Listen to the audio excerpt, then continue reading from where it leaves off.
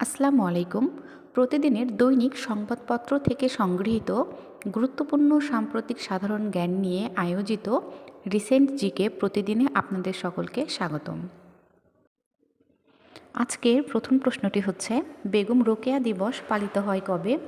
বেগম রোকেয়া দিবস পালিত হয় 9 ডিসেম্বর।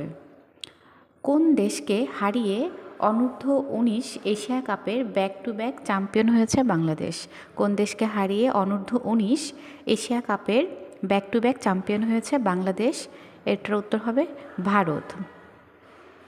3 নম্বর প্রশ্নটি হচ্ছে, সিরিয়ার ইসলামপন্থী সশস্ত্র বাহিনী বিদ্রোহী গোষ্ঠী হায়াত তাহরির আল শামের এর প্রধানকে? সিরিয়ার ইসলামপন্থী সশস্ত্র বিদ্রোহী গোষ্ঠী হায়াত তাহরির আল শামের HTS এর প্রধানকে?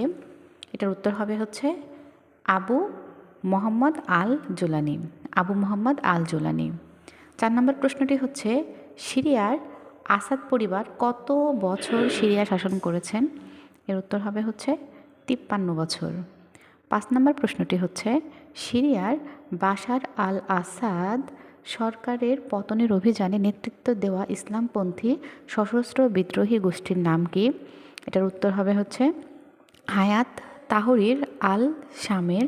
হায়াত তাহরির আল শামের, যার সংক্ষিপ্ত রূপ হচ্ছে HTS। 6 নম্বর প্রশ্নটি হচ্ছে, মানবসৃষ্ট ইয়াস দ্বীপ কোন দেশে অবস্থিত? মানবসৃষ্ট ইয়াস দ্বীপ কোন দেশে অবস্থিত? এর উত্তর হবে আবুধাবি, সংযুক্ত আরব আমিরাত। মানবসৃষ্ট ইয়াস দ্বীপ অবস্থিত হচ্ছে আবুধাবি, সংযুক্ত আরব আমিরাতে। 7 নম্বর প্রশ্নটি হচ্ছে, ঘানার প্রেসিডেন্ট নির্বাচনে জয়লাভ করেছেন কে?